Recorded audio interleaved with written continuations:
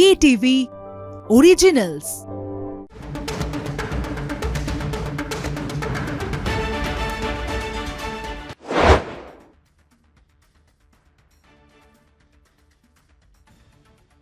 নমস্কার, শুরু করছি stadium bulletin, co sponsored by Jack olive oil. আজকে এই শুক্রবার রাত্রিরে শো করতে বসে মনে হচ্ছে যে লাস্ট ওয়ান ডেটা মাত্র কয়েক ঘন্টা দূরে তিরুবনন্তপুরমে শেষ ওয়ানডে ম্যাচ। দেখুন, এমনিতে নর্মালি এই ওয়ানডে ম্যাচের সেরকম কোনো তাৎপর্য নেই, কারণ ভারত তো সিরিজ জিতেই গেছে। আজকালকে যদি নিউজিল্যান্ড জেতে তাহলেও 3-2 হবে। কিন্তু আমার কোথাও মনে হয় যে গৌতম গম্ভীর যদি পিকে ব্যানার্জি হতেন তাহলে তিনি আজকে রাত্রির থেকে মগজ ধোলাই শুরু করে দিতেন টিমের, এবং বারবার করে বলতেন যে এই সেই টিম নিউজিল্যান্ড যারা এখানে এসে তোমাদের প্রথমে 3-0 হারিয়েছে, তারপরে এবার ওয়ানডে সিরিজে রোকো থেকেও 2-1 হারিয়ে দিয়ে গেছে। এই সেই টিম যারা ভারতীয় ক্রিকেটে নানান ভূমিকম্পের জন্য দায়ী, কারণ ওই 3-0 যে জিতে গিয়েছিল টেস্ট ম্যাচে, তারপর থেকে ভারতীয় ক্রিকেটে পালাবদল চলছেই। যারা এত বড় ক্ষতি করেছে তোমাদের ক্রিকেটের, আজকে শেষ দিনে তোমরা তাদের হারাবে না? আর কবে হারাবে? যদি না হারাও, আজকে মায়ের জন্য খেলো, ভারত মায়ের জন্য খেলো, এভাবে বলে হয়তো পিকে ব্যানার্জি উজ্জীবিত করতেন। আমার ধারণা গৌতম গম্ভীরও সেরকমই কিছু বলবেন, কারণ এই 3-0 হেরে যাওয়াতে যিনি সবচেয়ে বেশি ক্ষতিগ্রস্ত হয়েছিলেন তার নামও গৌতম গম্ভীর। এবং সেই সময় থেকেই ভারতীয় ক্রিকেটে সিনিয়র রাখা হবে, জুনিয়র রাখা হবে, এগুলো নিয়ে সব শুরু। নিউজিল্যান্ড এই ম্যাচে দু একজন এমন প্লেয়ার খেলাবে যারা কিন্তু এর আগে খেলেননি। এবার প্রশ্ন হচ্ছে, লাস্ট ম্যাচটা ভারত হারলো কি করে? ভারতের তো প্রথম ব্যাট করেছিল, শিশির পড়েছিল, অর্থাৎ নিউজিল্যান্ড পরে বল করছিল, অনেক অ্যাডভান্টেজ ছিল। তার মানে হচ্ছে ভারতীয় টিমটা এখনও তৈরি হয়নি। এবার তিরুবনন্তপুরমে আপনি যদি বলেন যে আবার সঞ্জু স্যামসনকে খেলানো হবে, তাহলে বলবো সেটা দুর্ভাগ্য। কারণ যে কোনো আন্ডারডগের প্রতি আমাদের একটা স্বাভাবিক মমত্ব থাকে। সঞ্জু স্যামসন কেরালার ছেলে, পেছনে কোনো গডফাদার নেই, একা লড়ে উঠেছেন। যখনই সাময়িক ব্যর্থ হন বসিয়ে দেওয়া হয়, কিন্তু এবার তাকে অনেকগুলো চান্স দেওয়া হয়েছিল। সেই চান্স পেয়েও তিনি কাজে লাগাতে পারেননি। কেন কাজে লাগাতে পারেনি? আমার কোথাও মনে হয় যে এখনকার দিনে এত বেশি করে ডেটা অ্যানালিসিস এসে গেছে, এত বেশি করে টেকনোলজি এসে কোনো একজন প্লেয়ারের খুদগুলো দেখিয়ে ফেলছে যে সঞ্জু স্যামসনের খুদগুলো সেই অনুযায়ী নিউজিল্যান্ড কাজ করেছে, এবং সেটা সঞ্জু ম্যানেজ করতে পারছেন না। একটা অ্যাপ আছে হকআই অ্যাপ বলে, সেই অ্যাপে নানানভাবে এইগুলো বিশ্লেষিত হয়। আমার জাস্ট মনে পড়ছিল যে অনেক বছর আগে কলিন কাউড্রে তার ছেলে ক্রিস কাউড্রেকে রিচি বেনোর কাছে পাঠিয়ে বলেছিলেন যে রিচি, ওকে একটু কিছু, ও তরুণ ক্রিকেটার, ওকে একটু কিছু বলে দাও তো। রিচি বেনো বলেছিলেন, দেখো তুমি তো ইংল্যান্ডে কাউন্টি ক্রিকেট খেলছো, তুমি প্রত্যেক সিজনে যখন আসবে এটা মনে রাখবে যে আগের সিজনে যা করেছিলে বিপক্ষ কিন্তু সেটা দেখে নিয়েছে। অর্থাৎ নতুন সিজনে, প্রতিবার যখন নতুন সিজনে আসবে, প্রতিবার নতুন বছরে একটা নতুন অস্ত্র নিয়ে আসবে, যে অস্ত্রটা আগের বছর বিপক্ষ দেখেনি। এবার রিচি বেনোর সময়ে ক্রিকেটে প্রি টেকনোলজি এরাতে সেই সময় একটা সিজনে একটা নতুন অস্ত্র নিয়ে এলে চলে যেত। এখনকার ক্রিকেট এত বেশি বিশ্লেষিত হন ব্যাটসম্যানরা, বোলাররা, যে একই সিজনে আপনাকে 2 থেকে 3 বার ছক বদলাতে হয়।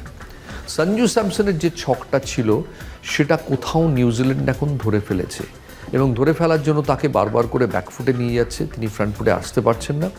এবং এইভাবে যদি চলতে থাকে তাহলে যতক্ষণ না সঞ্জু আবার নিজেকে সারাচ্ছেন, তার সমস্যা হয়তো চলতে থাকবে। ক্রিকেট অদ্ভুত খেলা, ক্রিকেট অনেক কিছু বদলে যায়, কিন্তু এখন অবধি যে সঞ্জু স্যামসনকে আমরা দেখেছি, তাকে নিয়ে বিশ্বকাপ অভিযান শুরু না করাই ভালো।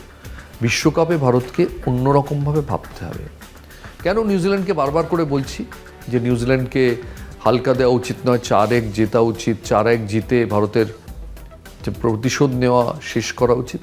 কারণ ক্রিকেটে প্রথম যখন স্ট্র্যাটেজি উদ্ভাবন হয়, সেই উদ্ভাবকের নাম ছিল sir Douglas Jardine. Sydney test ম্যাচের সময় বডি লাইন সিরিজে যখন হ্যারল্ড লারুড বল করে বেরিয়ে যাচ্ছেন, অবসন্ন হাঁটুর চোট, বল করতে পারছেন না, তখন জার্ডিন বলেছিলেন তোমায় মাঠে থাকতে হবে, ওই বেটেটা যতক্ষণ আছে ততক্ষণ তুমি মাঠে থাকবে। বেটেটা কে? না, স্যার ডন ব্র্যাডম্যান। অর্থাৎ ওই অ্যাডভান্টেজটাও তিনি ছাড়বেন না। ক্রিকেটে এভাবেই যে কোনো স্পোর্টসে, কম্পিটিটিভ স্পোর্টসে একটা বাস্কেটবল একটা শব্দ এনেছিল হোল কোর্ট প্রেস, অর্থাৎ হোল কোর্ট প্রেস করে অপোনেন্টকে আপনাকে সবসময় আন্ডার প্রেশার রাখতে হবে। কালকে সূর্যকুমার যাদবের টিম যে টিম খেলবে তারা জানে যে ভারতীয় ক্রিকেটে অনেক দুর্ভাগ্যের জন্য এই নিউজিল্যান্ড দায়ী, এবং এই নিউজিল্যান্ডকে যদি আমি এখন কনফিডেন্স দিয়ে দিই, এরা কিন্তু আইসিসি টুর্নামেন্টে অদ্ভুত সব আপসেট করে দেয়। কে বলতে পারে পরে আমাদের সঙ্গে আবার ওদের দেখা করবে না। সেক্ষেত্রে আমরা যদি এদের হারিয়ে রাখি কম্প্রিহেন্সিভলি 4-1, তাহলে যদি আমাদের দেখাও হয় নকআউটে, তাহলে তারা কিন্তু অনেক বেশি ডিসঅ্যাডভান্টেজেস অবস্থায় থাকবে। অভিষেক শর্মার কথা এখনও বলিনি। অভিষেক শর্মা এই সিরিজে 2টো ম্যাচে কিন্তু প্রথম বলে আউট হয়ে গেছেন, যাকে বলে গোল্ডেন ডাক। এবার অভিষেক শর্মা শুরু থেকে চালিয়ে খেলেন, যেদিন খেলেন ভেঙে দেন অপোনেন্টকে, কিন্তু ওরা মাথায় রাখতে হবে যে অভিষেক শর্মার সঙ্গে যদি ঈশান কিষান ওপেন করেন তাহলে ভারতের কিন্তু সেটেল কোনো ওপেনিং কম্বিনেশন নেই, কারণ সঞ্জু স্যামসন রান পাচ্ছেন না। ঈশান কিষানকে এসে নতুন করে সেট করতে হবে। যদি নতুন করে সেট করতে হয় তাহলে অভিষেক শর্মার প্রেশারটা খুব বেশি থাকবে। সেক্ষেত্রে অভিষেক শর্মাও যদি শুরু থেকে চালিয়ে খেলেন এবং যদি আউট হয়ে যান তাহলে ভারত প্রেশারে পড়ে যাবে। অর্থাৎ কোথাও মনে হয় অভিষেক শর্মাকে একটু দেখে অন্তত প্রথম ওভারটা যদি দেখে নেন, মনে হয় না তাতে বিরাট কোনো ক্ষতি হবে বলে। সেই প্রথম ওভারে তিনি বলের বাউন্স, গতি, মোটামুটি উইকেটের সঙ্গে একাত্ম হওয়ার একটা আন্দাজ পেয়ে যাবেন। আদারওয়াইজ যেটা হচ্ছে, প্রথম বল যখনই হচ্ছে তিনি ফ্রন্ট ফুটে গিয়ে চালিয়ে দিচ্ছেন, লাগলে ভালো, না লাগলে খারাপ। এই ভারতে যেহেতু সেটেল ওপেনিং কম্বিনেশন নেই, তাই অভিষেক শর্মা এতটা প্রথম বল থেকে খেলার লাইসেন্স পাবেন কিনা এটা টিম ম্যানেজমেন্টের ভাবা উচিত। আবার বলছি, আপাত দৃষ্টিতে খুব ইনকিউয়াস একটা লাস্ট ওয়ানডে ম্যাচ, কিন্তু একেবারেই নয়। এই ম্যাচটা যদি জেতা যায়, নিউজিল্যান্ডকে উড়িয়ে দেওয়া যায়, তাহলে প্রমাণ করা যাবে টি20 বিশ্বকাপে আমরা ফেভারিট হিসেবে শুরু করছি। এর আগে ভারত যে কবার বিশ্ব চ্যাম্পিয়ন হয়েছে, যদি রেকর্ড দেখেন তাহলে দেখতে পাবেন যে ভারতের সেই রেকর্ডে পরের টুর্নামেন্টে ভারত কখনো ফেভারিট হিসেবে খেলা শুরু করেনি। আজকে যখন 87 বিশ্বকাপ যখন হয়েছে, ফর্মের বিচারে ভারত কিন্তু টুর্নামেন্টে সবচেয়ে ফেভারিট টিম ছিল না। 2015 যখন ওয়ানডে ওয়ার্ল্ড কাপ হয়েছে, ভারত সবচেয়ে ফেভারিট টিম ছিল না। 2007-এর পরে 2009-তে যখন বিশ্বকাপ হয়েছে তখনও ছিল না। এই প্রথম 2024 ওয়ার্ল্ড কাপ যেটা রোহিত শর্মার টিম জেতে, এই প্রথম ফেভারিট হিসেবে খেলা শুরু করছে ভারত। কারণ যদি 2024-এর পর থেকে আমরা যদি বিভিন্ন টিমগুলোর সাকসেস পার্সেন্টেজ দেখি, দেখব ভারত সবার আগে আছে, অনেক অনেক এগিয়ে রয়েছে। সেই এগিয়ে থাকার সুবাদে ভারত ফেভারিট হিসেবে খেলা শুরু করছে। প্রশ্ন হচ্ছে যে ফেভারিটদের সমস্ত অস্ত্রগুলো কি পরীক্ষিত, সব জায়গায়গুলো কি ঠিকঠাক আছে, চেক করা হয়েছে, কোথাও ধুলো পোড়ো নেই তো? বলবো। একটা ছোট্ট বিরতিতে যাই, বিরতির পর দ্রুত ফেরত আসছি, কোথাও যাবেন না প্লিজ। ফিরে এলাম বিরতির পর। আপনাদের বলেছিলাম বেশিক্ষণ বসিয়ে রাখবো না, দেখুন তাড়াতাড়ি ফেরত এসছি। এবার সামনে আসছে টি20 ওয়ার্ল্ড কাপ, 7ই ফেব্রুয়ারি। ইডেন গার্ডেন্সেও খেলা আছে। আনফর্চুনেটলি ইডেন গার্ডেন্স যে ভেবেছিল যে খেলাগুলো হবে এখানে বাংলাদেশ আসবে, সেটা ঘটছে না। বাংলাদেশের বদলি দল অন্য আসছে, তাদের ঘিরে সেই অর্থে কোনো রকম কোনো প্রত্যাশা নেই বাংলাদেশ থাকলে যেটা হতো। কিন্তু যেটা নেই সেটা নেই, যেটা আছে, ভারতও কিন্তু 7ই ফেব্রুয়ারি তাদের অভিযান শুরু করবে যুক্তরাষ্ট্রের বিরুদ্ধে মুম্বাইতে। এবার ইন্ডিয়ান টিম কি হবে, আমার আপনারা যারা এই অনুষ্ঠান দেখেন এবং যারা ভারতীয় ক্রিকেটের নিত্য সবসময় যোগাযোগ রাখেন, আপনাদের কাছেও আমরা টিমের নাম জানতে চাইব। ইনফ্যাক্ট প্রথম ম্যাচে ভারত যে টিম নামাবে, আপনাদের দেওয়া টিম যদি সেটা মিলে যায়, তাহলে আমরা এই যে প্রথম যার নাম আসবে, অর্থাৎ এন্ট্রিগুলোর মধ্যে যেটা মিলে যাবে, আমরা এই অনুষ্ঠানে তার নাম বলব। আপনাদের শুধু পাঠাতে হবে যে ভারতের 5 তারিখের আগে, 5ই ফেব্রুয়ারির আগে প্রথম ম্যাচে ভারতের টিম কি হবে আপনাদের বলতে হবে। আমার মনে হয় কাজটা অনেকটা সহজ, কারণ ভারতীয় দল মোটামুটি কী হবে সবাই জানে। আমায় যদি কেউ 11 জিজ্ঞেস করেন, আমি তাহলে বলবো আমার 11তে ঈশান কিষান, তার সঙ্গে অভিষেক শর্মা। 1 ডাউন হচ্ছেন সূর্যকুমার যাদব। 2 ডাউনে যদি আমি ধরে নিচ্ছি তিলক ভার্মা খেলবেন না বা সুস্থ হতে পারেননি, তাহলে 4 নম্বরে আমার পছন্দ শিবম দুবে। তারপর আমার টিমটা শিবম দুবের পরে হার্দিক পান্ডিয়া, শ্রেয়স আইয়ার, অক্ষর পটেল, জসপ্রীত বুমরা, বরুণ চক্রবর্তী, কুলদীপ যাদব এবং হর্ষিত রানা। রোহিত শর্মার একটা ইন্টারভিউ দেখবেন নেটে খুব ঘুরছে, তাতে রোহিত শর্মা বলেছেন যে ভারতের 3 জন পেসার এবং 3 জন স্পিনার নিয়ে খেলা উচিত। একটা বড় অ্যাডভান্টেজ হচ্ছে এই ইন্ডিয়ান টিমে ঠিক 83 টিমের মতো 3 জন অলরাউন্ডার আছেন, অক্ষর প্যাটেল, হার্দিক পান্ডিয়া, শিবম দুবে। শিবম দুবে আগের ম্যাচটা দুর্দান্ত খেলেছেন, 23 বলে 65।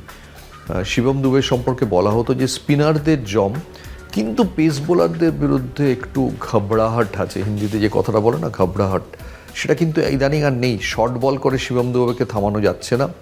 ইনফ্যাক্ট শিবম দুবের আমি রেকর্ড দেখছিলাম যে 2024-এর পর থেকে তার স্ট্রাইক রেট যাচ্ছে 153। শিবম দুবেকে যদি 4 নম্বরে আনা যায় আমার তো মনে হয় দারুণ হয়, কারণ স্পিনারদের তিনি যেই পাওয়ার প্লে শেষ হবে অনেকগুলো টিমগুলো স্পিনারদের আনবে, শিবম দুবে মারতে পারবেন। হার্দিক পান্ডিয়া তিনিও ফর্মে আছেন। ভারতের চিন্তা দুটো জায়গা নিয়ে, একটা হচ্ছে ঈশান কিষান ভালো ব্যাট করছেন কিন্তু কিপিং করলেন কোথায়। মনে রাখবেন এই টিমে 2 জন মিস্ট্রি স্পিনার আছেন, একজনের নাম বরুণ চক্রবর্তী, একজনের নাম কুলদীপ যাদব। ব্যাটসম্যানরা তাদের যেমন বুঝতে পারে না, কিপারকেও কিন্তু তাদের বুঝতে হবে। একটা কিপারের সঙ্গে একটা মিস্ট্রি স্পিনারের কম্বিনেশন গড়ে উঠতে সময় লাগে। অনেক সময় দেখবেন যে মিস্ট্রি স্পিনারের সঙ্গে কিপারের একটা সিগন্যালিং সিস্টেম থাকে, অর্থাৎ কেউ হয়তো রুমালটা বার করলো, গুগলি হতে পারে, কেউ হয়তো হাতটা পকেটে দুবার ঢোকালো, ফ্লিপার হতে পারে, নানান রকম সংকেত থাকে, যেটা অনিল কুম্বলের সঙ্গে ইন্ডিয়ান কিপারদের ছিল। বরুণ চক্রবর্তী বা কুলদীপ যাদবের সঙ্গে ঈশান কিষানের সেটা ডেভেলপ করার মতো কোনো সময় তৈরি হয়নি, পরিস্থিতিও তৈরি হয়নি। কাজেই তিনি লাস্ট ম্যাচে যদি কিপিং করেন ওই জায়গাটা নিয়ে কিন্তু একটু উদ্বেগ আছে, ছোট্ট উদ্বেগ আছে। আরেকটা জায়গা যে যদি তিলক ভার্মা ফিট না হন, যিনি এনসিএতে আপাতত আছেন, তাহলে তার জায়গায় শ্রেয়াস আইয়ার। প্রশ্ন হচ্ছে শ্রেয়াস আইয়ারকে তো এখনও খেলানোই হয়নি, শ্রেয়াস আইয়ার কি ওই জায়গাটা খেলতে পারবেন? তিনিও কি যথেষ্ট সুস্থ? তিনিও তো ইনজুরি থেকে ফিরছেন। এবার ওই শ্রেয়াস আইয়ার বা তিলক ভার্মা এই জায়গাটায় ভারতীয় দলে একটা কমা রয়েছে। আরেকটা কমা রয়েছে কোথায়? হর্ষিত রানাকে নিয়ে, তিনি প্রচুর রান দিয়ে দেন। এবার প্রশ্ন হচ্ছে যে অপোনেন্ট টিম, মনে রাখবেন যখন অপোনেন্ট টিম অ্যাটাক করবে তারাও কিন্তু দেখে নেবে যে আপনার উইক লিঙ্ক কোনগুলো। আমরা এখানে এসি ঘরে বসে কলকাতা টিভিতে উইক লিঙ্ক বুঝতে পারছি, আর তারা এত সমস্ত কিছু অস্ত্রশস্ত্র দিয়ে উইক লিঙ্ক বুঝতে পারবেন না, এটা হতে পারে। আমার মনে হয় এবারের ওয়ার্ল্ড কাপে আরেকটা জিনিস খুব ইম্পর্ট্যান্ট হবে, ডেটা অ্যানালিসিস। কে কীভাবে ডেটা অ্যানালিস করে, ওই যে বললাম হকাই নামক একটা অ্যাপও আছে, সেই অ্যাপে কিভাবে ধরে ধরে বিশ্লেষণ করে প্লেয়ারদের আটকে দেয়। মনে রাখবেন কোনো রোহিত শর্মা নেই, কোনো বিরাট কোহলি নেই, যারা যে কোনো অঙ্কের ঊর্ধ্বে।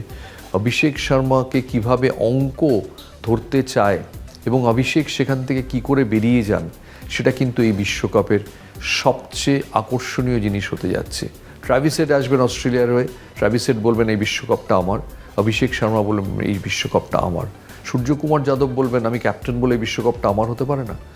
নানান প্লেয়ার নানানভাবে তাদের ছটা নিয়ে, তাদের পসরা নিয়ে আসবেন, কিন্তু সবাই মনে রাখবে যে প্রতিনিয়ত আলোর তলায় বিশ্লেষিত হচ্ছে তাদের ক্রিকেটিং স্কিল, এবং প্রতিনিয়ত উদ্ভাবনী ক্ষমতায় সেই বিশ্লেষণকে তাদের পেরিয়ে যেতে হবে।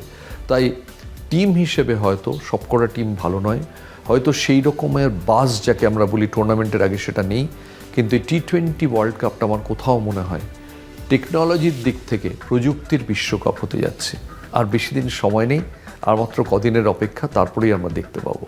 আজকের মতো এখানেই স্টেডিয়াম বুলেটিন শেষ করছি। সবাই খুব ভালো থাকবেন, শুভরাত্রি।